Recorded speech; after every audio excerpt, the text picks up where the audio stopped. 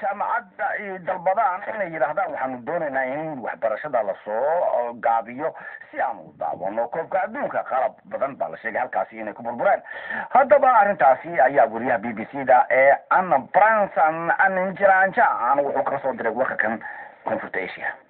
dalka Bangladesh waxa soo gashay xiisad weyn oo xad dhaaf oo ku saabsan ciyaarta kubadda ee adduunka ee ka socota dalka Koonfur Afrika inkasta oo team ay leeyihiin aanu ka qayb galin ciyaaraha Koonfur Afrika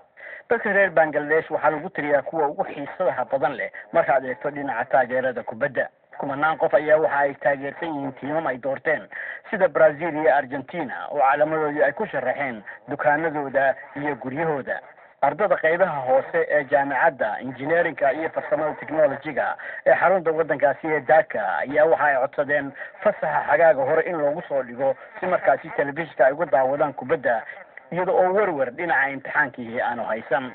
taas waxay keentay markaa iska horimaad iyaga iyo kuwa ku jira sanadkii ugu dambeeyay ee jaamacadda oo doonaya iyagu imtixaankooda inay dhiibtaan oo aan doonaynin wax khalkhal in la geliyo waxbarashada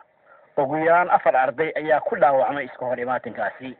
maamulku waxa la sheegay jaamacadda inay xireen iyaga oo waqtina u qaban in la furi doono waxaanay ka codsanayaan ardadu inay ka baxaan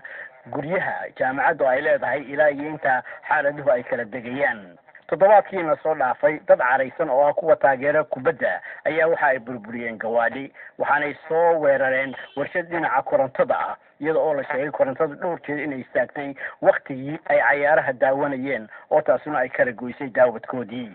dawladdu markaa waxa ay ka codsatay kuwa leh warshadahaasi korontadu inay qaadaan tallaabooyin aanay markaasi korontadu u go'in oo la helo koronto ku filan waqtiga dadku ay daawanayaan ciyaaraha kubadda kana daawanayaan telefishinka waa tahay